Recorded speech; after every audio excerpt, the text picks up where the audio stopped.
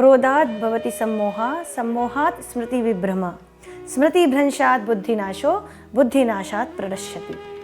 श्री कृष्ण ने भगवद गीता में कहा ही है कि क्रोध से मोह जन्म लेता है, मोह से स्मृति का विभ्रम यानी इल्यूजन्स होते हैं, और जब इंसान को इल्यूजन होते हैं तो बुद्धि का नाश हो जाता है, और बुद्धि का नाश होने से इंसान का पतन हो जाता है। अर्थात ये बात मैं आज क्यों कह रही हूँ, हमारी योग की सीरीज़, योग थेरेपी की जो सीरीज़ चल रही है, डिसीज़ से रिलेटेड बीमारियों को योग से कैसे ठीक करें, उसी से रिलेटेड आज कुछ बातें हाई ब्लड प्रेशर के बारे में। नमस्ते, मैं हूँ नीरजा शुक्ला, योगाचार्य, और आपका स्वागत करती हूँ इस सेशन में। आज के इस एपिसोड में हम बात करेंगे हाई बीपी की। उसी से रिगार्डिंग है ये श्लोक कि क्रोध ही सभी बीमारियों की जड़ है।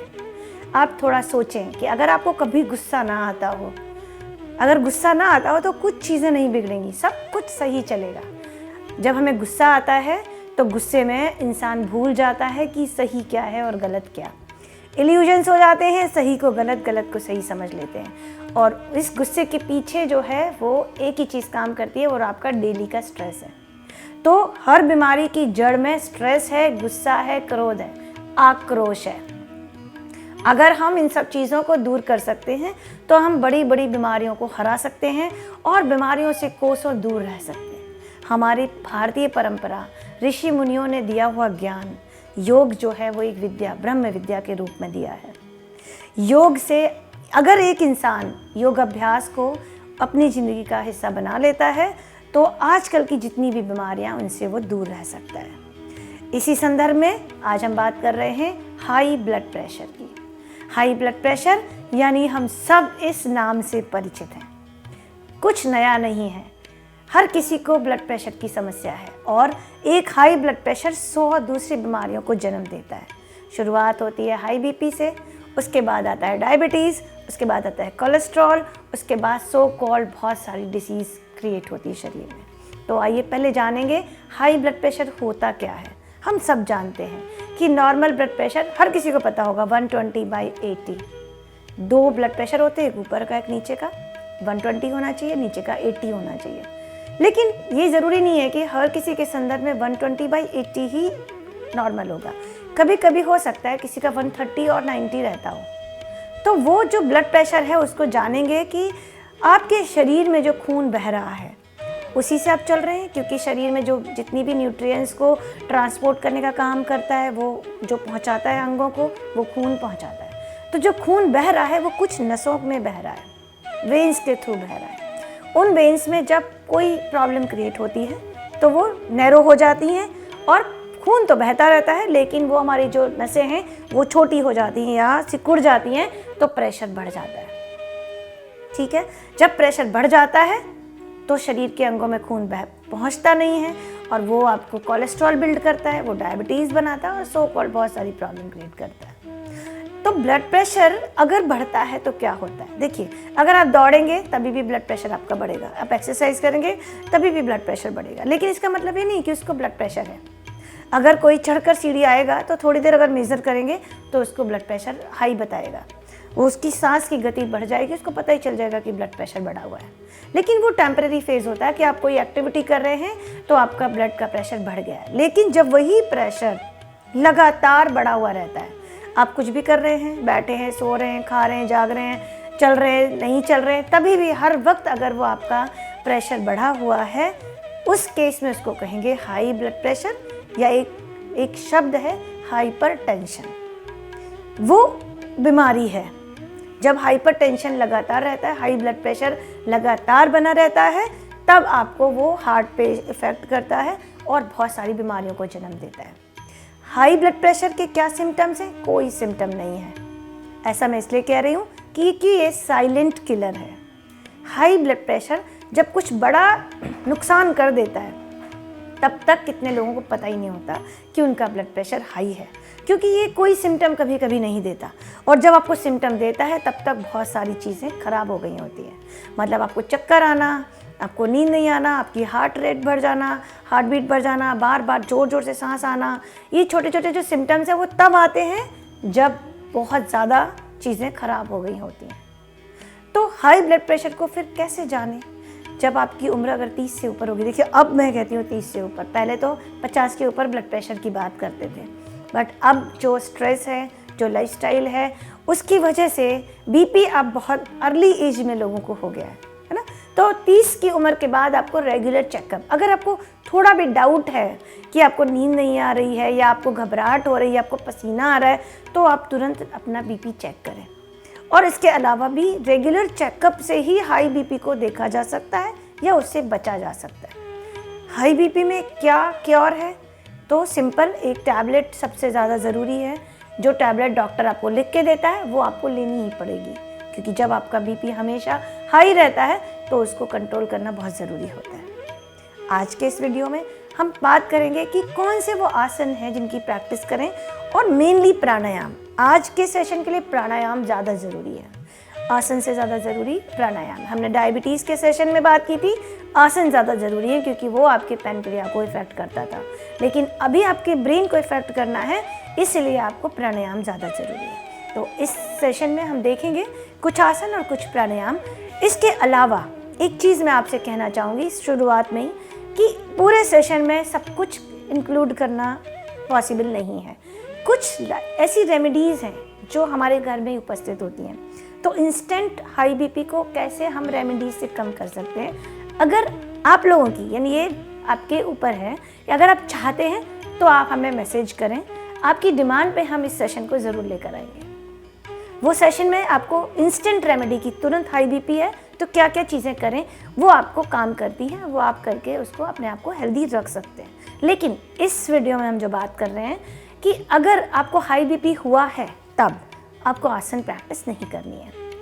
कुछ प्राणायाम है वो मैं बताऊंगी साथ में, कि उनको आप अगर उस वक्त करोगे तो आपका बीपी तुरंत नॉर्मल होने की एक हेल्प हो सकती है, मेडिसिन के साथ एक हेल्प हो सकती है। लेकिन हमेशा याद रखें, जब बीपी बहुत ज़्यादा बढ़ा है तब मेडिकल हेल्प ही सबसे ज़्यादा ज़रूरी होती है, क्योंकि उसको तुरंत ही डाउन नहीं किया गया तो आपको लकवा मार सकता है, आपको ब्रेन हैमरेज हो सकता है, आपकी आँख आई साइट चली जा सकती है, आप अंधे हो सकते हैं। ब्लड प्रेशर एक साइलेंट किलर है, इसको कभी भी अवॉइड नहीं करना चाहिए। डेली योगा प्रैक्टिस से आपका बीपी रेगुलर ज़रूर हो जाएगा, इस बात का एक संकेत दिया जा सकता है, लेकिन फिर उसको रेगुलरली डेली बेसिस पे ही करना रहेगा। तो आइए हम शुरू करते हैं, कुछ आसन और कुछ प्राणायाम कैसे करें और उनके क्या इफ़ेक्ट्स हैं। तो हाई ब्लड प्रेशर के लिए हम सबसे पहले जो आसन कर रहे हैं, उस आसन के लिए आप पैर सीधे करके बैठ जाएं, अपनी कमर गर्दन सीधी रखें, हाथों को अपने घुटने पे रखें और थोड़ी देर आसन को करने के लिए अपने शरीर को तैयार करें। श्वास लंबी और गहरी भरें। ये बहुत ज़रूरी चीज़ है कि आप अपने शरीर को तैयार करें। जब तक वो तैयार नहीं होगा तो आप कोई भी आसन कर लेंगे, उसका कोई बेनिफिट नहीं होगा। थोड़ी देर जब श्वास लंबी गहरी हो जाए उसके बाद रेडी हों, एक पैर को मोड़ें, राइट पैर को मोड़ें और फिर लेफ्ट को मोड़ें। इस तरह वज्रासन में आए। श्वास भरते हुए हाथ को ऊपर खींचें, वज्रासन को थोड़ा सा वाइडन कर लें, खोल दें लेग्स को। श्वास छोड़ते हुए शरीर को नीचे लाएं, पूरा हाथ को नीचे रख दें और धीरे धीरे नीचे की तरफ झुकें। अपने सिर को जमीन से लगा दें। यहाँ पर लंबी और गहरी श्वास भरें। श्वास जितनी लंबी गहरी होगी दिमाग उतना शांत होगा, और माइंड जितना शांत होगा ब्लड प्रेशर उतना ही कंट्रोल में रहेगा। जब यहाँ रुक जाए 30 सेकंड कम से कम करें, ज़्यादा से ज़्यादा 1 मिनट 1.5 मिनट। फिर श्वास भरें और हाथों के साथ ऊपर आएं, पीठ को पूरा खींचें, फिर श्वास छोड़ते हुए अपने हाथ को नीचे लेकर आएं। अब जब मैं ये आसन बता रही हूँ तो ये एक एडवांस तरीका है, आपसे इतना नहीं भी होगा। बिल्कुल कंफर्टेबल रहें। पैरों को जब आप वज्रासन में बैठ रहे हैं तो नीचे रोल करके मोटी टॉवल लगा लें, जिससे आपके घुटने में दर्द ना हो। फिर श्वास भरें, हाथ को धीरे से ऊपर लाएं, श्वास छोड़ते हुए धीरे से आप हाथ को नीचे रख के पहले थोड़ी देर यहाँ रुक जाएं और फिर इस तरह से हाथ रख के गर्दन को, इसका पर्पस है आपको सिर को पूरा नीचे ले जाना। अब हाथ ऐसे रखने से क्या होगा कि आपकी पूरी बॉडी नीचे नहीं आ सकती है तो भी आ जाएगी। तो यहाँ पे थोड़ी देर रुके, जब पहले इसकी प्रैक्टिस करें फिर हाथों को खींच के अपने आप को नीचे ले आए। तो इस तरह से पहले आप बेसिक तरीके से प्रैक्टिस कर लें, उसके बाद नीचे जाएं। जब आप सिर को नीचे करते हैं, जब आप सिर को नीचे ले जाते हैं तो आपका जो ब्रेन में ब्लड का फ्लो बढ़ता है, ऑक्सीजन का फ्लो बढ़ता है और मन शांत होता है। और मेनली जो ये ग्रेविटी है, धरती माता जिसको हम कहते हैं, उसको आप सरेंडर कर रहे हो। अपनी सारी वरीज, सारी चिंताएं, सारी प्रॉब्लम, ये ऐसे ही काम करता है, एनर्जी ऐसे ही काम करती है। तो आसन सिर्फ एक व्यायाम की तरह नहीं करना है, एक भावना की तरह करना है। तो इस तरह इसकी प्रैक्टिस करें। पहले शुरू करें 30 सेकेंड, फिर 1.5 से 2 मिनट इसमें कर रहे हैं। अब इसको कौन नहीं कर सकता है? तो जिनके घुटनों में ऑपरेशन हुआ है वो लोग इसको नहीं कर सकते। घुटने में अगर ऑपरेशन हुआ है, दर्द है, सूजन है, गैप है, घुटने से रिलेटेड कोई भी इशू है, तब आप इसको नहीं कर सकते। तब आप नॉर्मल ऐसे ही बैठकर और सिर को झुका सकते हैं। आप नॉर्मल इस तरह बैठ जाएं और सिर को ही नीचे झुका दें। ये भी उसी तरह काम करेगा जिस तरह से चाइल्ड पोज यानी बाल आसन जो हमने अभी किया, उसको बाल आसन कहते हैं, वो काम करता है। इसी सीरीज में दूसरा एक और आसन हम करेंगे जो लेट कर किया जाएगा, जिसके लिए आपको वॉल का सपोर्ट लेने की ज़रूरत है, जिसको कहते हैं पैर को ऊपर करना, विपरीत करनी आसन, लेकिन उसका ही थोड़ा सा इजी वर्जन। देखिए, जब थेरेपी काम करती है तो आपको इजी वर्जन में ले जाते हैं। आसन को आसन की तरह नहीं, उसको दवाई की तरह देना होता है, तो जो आप आसानी से कर सकें ऐसी चीज़। तो आपको वॉल का सपोर्ट चाहिए।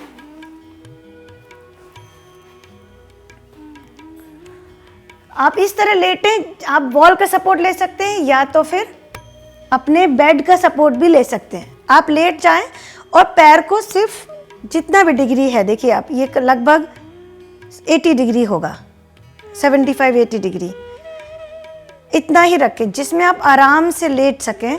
हाथों को ढीला छोड़ दें और गर्दन को एक तरफ छोड़ दें। अब देखेंगे जब आप लेटे हैं तो आपका पेट पूरी तरह अंदर की तरफ जाएगा और श्वास पूरी भरी जाएगी। इस तरह पहले लेट जाएं और पैर को ऊपर ही रखें। इससे क्या होगा कि आपके पैरों का जो फ्लो है, पैरों के अंदर खून का फ्लो है, वो ऊपर की तरफ आएगा। पूरा शरीर रिलैक्स होगा और इससे निचले हिस्से में जितनी भी इश्यूज़ हैं वो ठीक होंगी। साथ ही वो इश्यूज़ आपको ब्रेन को काम डाउन करने में भी हेल्प करेंगे। इसको आप रोज़ 5 से 10 मिनट करें। लिख लें इसको, 30 सेकेंड नहीं, 1 मिनट नहीं, 5 से 10 मिनट रोज़। आप सोने जाएं तब भी इसका अभ्यास कर सकते हैं, और आप ऐसे ही बैठे हों, थक गए हैं, तभी भी आप दीवार के सहारे से पैर रखकर लेट सकते हैं। कोई भी आसन का अभ्यास आपको खाने के तुरंत बाद नहीं करना होता, इसका खास ध्यान रखना है। आसन का अभ्यास खाली पेट पर ही करें। फिर जब आप इस तरह से हो जाए आपका पूरा 5 मिनट, उसके बाद आप बैठ जाएं और रिलैक्स हो जाएं। तो विपरीत करनी आसन, ये बहुत सिंपल वे में आपको सपोर्ट सिस्टम के साथ बताया है। याद रखें, कोई भी आसन खाने के तुरंत बाद नहीं करना है। आपको कोई भी आसन जब प्रैक्टिस कर रहे हैं तो आपको खाने में और आसन में 3 से 4 घंटे का गैप होना ज़रूरी है। पेट खाली हो तो उसी समय आसन का अभ्यास करें। विपरीत करने के बाद हम एक और आसन करेंगे जो कि लेट कर ही है, स्पाइनल ट्विस्ट, यानी स्पाइन को थोड़ा ट्विस्ट करेंगे। विपरीत करनी आसन जो हमने किया, उसके जो प्रिकॉशंस है वो जान लेंगे। ये कोई भी कर सकता है, प्रेग्नेंट वुमेन भी कर सकती है, जिनको पेट में इश्यूज़ हैं वो भी कर सकते हैं, और छोटा बड़ा बच्चा, बड़ा बूढ़ा, कोई भी, क्योंकि बिल्कुल इसमें कंफर्ट है, कोई भी डिस्कम्फर्ट वाली चीज़ नहीं है। लेकिन उसका अभ्यास आप 1 आधी मिनट करेंगे तो उसका बेनिफिट नहीं मिलेगा। आपको सिर्फ 5 से 10 मिनट, मिनिमम 5 मिनट, नहीं तो 10, 15, 20 मिनट, जितनी देर आप सोए रहें आराम से, और डीप ब्रीथ के साथ करें, श्वास को लेते और छोड़ते हुए। तभी आपको उसमें आपको कैसे काम करता है, क्योंकि वो आपके ब्रेन को काम डाउन करेगा। जैसे ही आपका पैर ऊपर जाएगा, ब्लड फ्लो नीचे आएगा, सिर के हिस्से तक खून का बहाव आएगा, तो आपको रिलैक्सेशन होगा, और आप जब रिलैक्स हो गए तो हाई बीपी से आपको छुटकारा मिलेगा। तो अब वो 2 आसन के बाद अब हम एक और आसन करते हैं जिसको लेट कर किया जाएगा। दोनों पैर सीधे कर दें और लेट जाएं। अब ये ज़रूरी नहीं है कि आप ज़मीन पर ही करें, आप बिस्तर पे कर सकते हैं, लेकिन हार्ड सरफेस होगा तो ज़्यादा अच्छा रहेगा, क्योंकि स्पाइन के लिए हार्ड सरफेस ज़्यादा अच्छा होता है। बहुत सॉफ्ट गद्दे पे इन आसनों का अभ्यास ना करें। लेट जाएं, दोनों पैरों में थोड़ा सा गैप रखें, दोनों हाथों को ढीला छोड़ दें। पहले इस आसन के लिए खुद को तैयार करें। पहले आप आसन के लिए तैयार हों और अपने आप को बिल्कुल रिलैक्स कर दें। श्वास लंबी और गहरी होते हुए जब आप रिलैक्स हो जाएं, तब दोनों पैरों को अपने घुटने से मोड़ लें। दोनों हाथों को अपने शोल्डर लेवल पे सीधा कर दें। आप देखें कि हाथ बहुत नीचे ना हो, बहुत ऊपर ना हो, एक लाइन में रहें, आपके शोल्डर की लाइन में। श्वास भरते हुए दोनों घुटनों को अपने पेट की तरफ लाएं। श्वास छोड़ते हुए अपने घुटनों को अपने राइट साइड पे अपने हाथ की तरफ खींचें और गर्दन को लेफ्ट साइड ले जाएं। जितना हो सके उतना घुटने हवा में ही रखने हैं, पैर भी हवा में रखने हैं। पेट को टाइट करें और पूरा खींचें। फिर श्वास भरते हुए बीच में आ जाएं। फिर श्वास छोड़ते हुए दूसरी साइड। जब आपके घुटने लेफ्ट साइड जा रहे हैं तो गर्दन राइट साइड होगी। फिर श्वास भरें ऊपर, श्वास छोड़ें, रिलैक्स। ये एक चक्र मैंने सिखाया आपको, आप ऐसे 8 से 10 बार कंटिन्यूअस कर सकते हैं। एक बार राइट से, फिर लेफ्ट से, फिर राइट से, फिर लेफ्ट से करके आप 10 चक्र एक साथ कर सकते हैं। ध्यान रखना है, श्वास भरें तब हाथ पैर ऊपर आए, श्वास छोड़ें तब ट्विस्ट हो बॉडी, और जब आप रुके हों तो श्वास लेते और छोड़ते रहें। उसके बाद दोनों पैर सीधे कर देंगे, दोनों हाथों को एकदम ढीला छोड़ देंगे, पूरे शरीर को ढीला करते हुए लंबी गहरी श्वास भरेंगे। ये बहुत ज़रूरी है कि आपने एक आसन में जब स्ट्रेचिंग की है तो उसमें रिलैक्सेशन करें। लगभग 4 से 5 बार लंबी गहरी श्वास जब भर लें और छोड़ दें, पूरी तरह से रिलैक्स हो जाए, उसके बाद ही दोनों पैरों के सपोर्ट से यानी करवट करके ही उठें। एकदम सीधा उठना नहीं है। तो आप करवट लेकर और धीरे से बैठ जाएं और बैठने के बाद अपने आप को रिलैक्स कर दें। तो ये हमने जो 3 आसन किए, ये 3 आसन आप कभी भी कोई भी आगे पीछे कर सकते हैं, लेकिन थोड़ा सा अगर आप पहले सिटिंग का करते हैं फिर लेट कर करते हैं तो ये एक आदर्श सीरीज़ होती है, आसनों को करने का, अभ्यास करने का तरीका होता है। तो आप जैसे जैसे मैंने बताया वैसे वैसे ही करते जाएं। अब हम तैयार होंगे प्राणायाम के लिए, क्योंकि देखिए हाइपरटेंशन यानी हाई ब्लड प्रेशर में सबसे ज़्यादा ज़रूरी है आपके माइंड को काम डाउन करना। जैसे आपका नर्वस सिस्टम रिलैक्स होगा वैसे ही आपका ब्लड प्रेशर नॉर्मल हो जाएगा। तो आज हम 2 से 3 प्राणायाम लेंगे, उन प्राणायाम को आप रोज़ प्रैक्टिस करिए। तो शुरू करेंगे एक प्राणायाम से। सबसे पहले हम करेंगे चंद्रभेदन प्राणायाम। देखिए, हर प्राणायाम का प्लस पॉइंट होता है तो नेगेटिव पॉइंट भी होता है। चंद्रभेदन प्राणायाम से आपका जो मन है वो शांत होगा, लेकिन शरीर में ठंडक भी बढ़ेगी। तो जब बहुत ठंडा वेदर हो तब इसका अभ्यास बिल्कुल ना करें। लेकिन बहुत गर्मी की जगह है और नॉर्मल गर्मी है और आपको ऐसा लग रहा है कि गर्म वातावरण है, तब इसको कोई भी कर सकता है, इसका कोई और दूसरा प्रॉब्लम नहीं होता। प्राणायाम करने के लिए अगेन आपको ज़मीन पे नहीं बैठना है तो आप कहीं पे बैठ सकते हैं। जिस तरह मैंने क्रॉस लेग किया है इस तरह भी कर सकते हैं। आप इस तरह से अर्ध सिद्धासन का भी इस्तेमाल कर सकते हैं। अर्ध सिद्धासन में आज बैठकर हम करेंगे तो पहले राइट लेग को बेंड करें और फिर लेफ्ट लेग को बेंड करें, यानी आपके घुटने ज़मीन से टच रहें और पूरा पैर ज़मीन से लगा हुआ हो। अगर आप ज़मीन पे कर रहे हैं तो आपकी स्थिति बहुत ज़रूरी होती है। अगर आप सोफे पे कर रहे हैं, चेयर पे कर रहे हैं, तो आप पैर को नीचे रख के और पीठ सीधी करके बैठ सकते हैं। एक चीज़ का खास ध्यान रखना है, आपकी पीठ सीधी रहना बहुत ज़रूरी है थ्रू आउट द प्राणायाम, जितनी देर भी आप प्राणायाम कर रहे हैं। चंद्रभेदन के लिए ध्यान से देखेंगे कि चंद्रभेदन यानी नाम से मालूम है चंद्रमा के जैसे गुण होते हैं। यानी चंद्रमा में क्या खासियत होती है? शीतलता, यानी ठंडक देता है, शांत होता है, उसको गुस्सा नहीं आती। सूरज का क्या गुण होता है? चमकता है तो गुस्सा देता है ना, मतलब बहुत गर्मी फैलाता है, लेकिन एनर्जी भी उतनी ही देता है। तो चंद्रमा के जो गुण हैं वो चंद्रभेदन प्राणायाम से, यानी कि आपके 2 नर्वस सिस्टम होते हैं जहाँ से ब्लड प्रेशर रेगुलेट होता है, तो उसमें जो पैरासिम्पैथेटिक नर्वस सिस्टम है जो शांति देता है उसको एक्टिवेट करते हैं। तो चंद्रभेदन के लिए तैयार हो जाएं, पीठ को सीधी कर लें, थोड़ी देर आंखें बंद करके बैठें। जब भी कोई भी हम प्राणायाम करते हैं तो दूसरे हाथ की हम ज्ञान मुद्रा ही बनाएंगे, अपने नीज पे रख देंगे और राइट हैंड से ही प्राणायाम किया जाता है। चाहे वो आप अनुलोम विलोम करें, चाहे चंद्रभेदन करें, जो भी आप हाथ इस्तेमाल करते हैं तो वो राइट हैंड ही। ऐसा नहीं कि राइट हैंड थक गया है तो आप लेफ्ट हैंड से शुरू हो जाए, बिल्कुल भी ऐसा ना करें। राइट हैंड का जो आपका अंगूठा है उससे आपको राइट साइड के नॉस्ट्रिल को बंद करना है। श्वास भरनी है आपके लेफ्ट नॉस्ट्रिल से।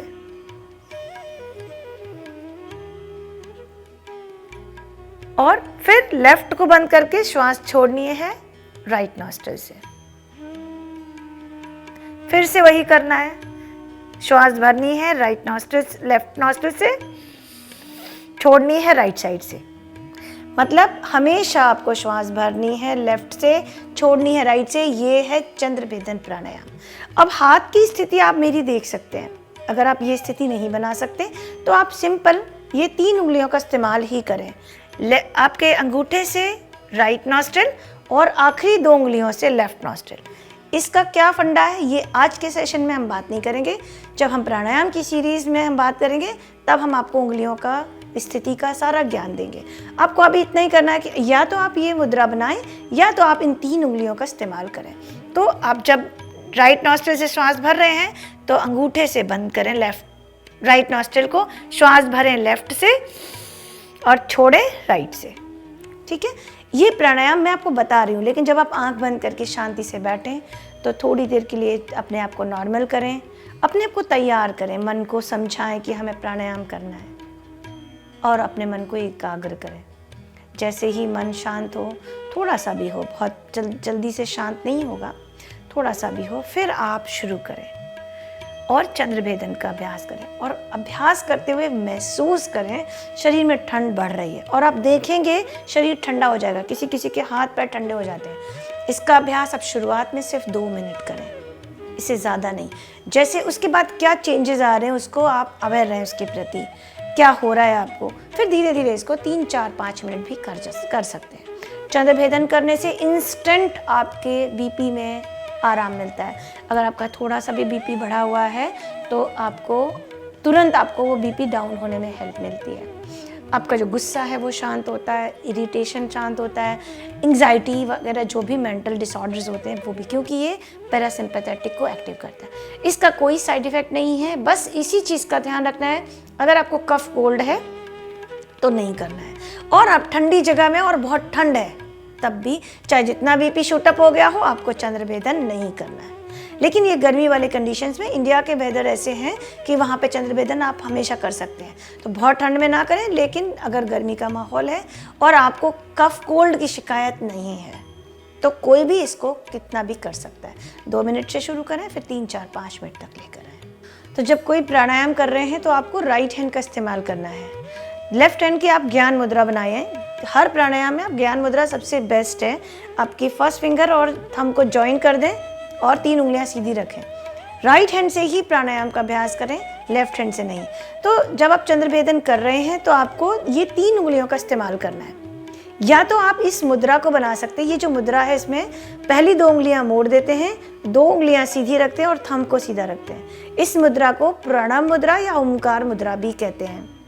ये मुद्रा बनाने से आपको दोनों उंगलियों का इस्तेमाल होता है और ये उंगलियां रिलैक्स करती हैं, जिससे आपका हाथ एकदम शांत रहता है। अगर आप ये मुद्रा नहीं बना पा रहे हैं तो शुरुआत में आप सिर्फ 3 उंगलियों का इस्तेमाल कैसे करें। आप थंब से अपने राइट नॉस्ट्रिल को रेगुलेट करें और 2 उंगलियों से लेफ्ट नॉस्ट्रिल को। आप इस तरह से इसका इस्तेमाल कर सकते हैं। तो आज आपने देखा कि हाई ब्लड प्रेशर किस तरह से साइलेंट किलर है और इसकी रेमेडी के लिए कौन से आसन और कौन से प्राणायाम करें, ओमकार चैंटिंग किस तरह करें। ये सारी चीज़ों को आप करके और हाई ब्लड प्रेशर को नीचे कर सकते हैं, कम कर सकते हैं।